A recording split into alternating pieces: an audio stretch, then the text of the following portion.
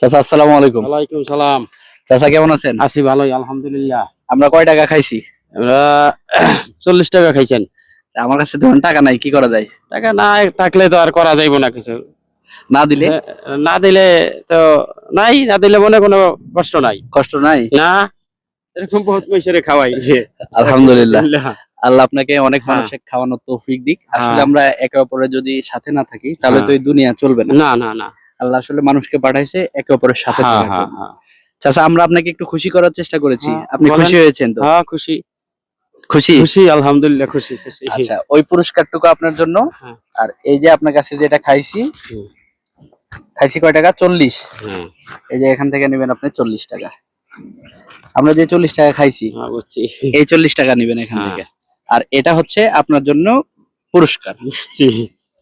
নেন আমাদের বিলটা নিয়ে নেন আপনি। হ্যাঁ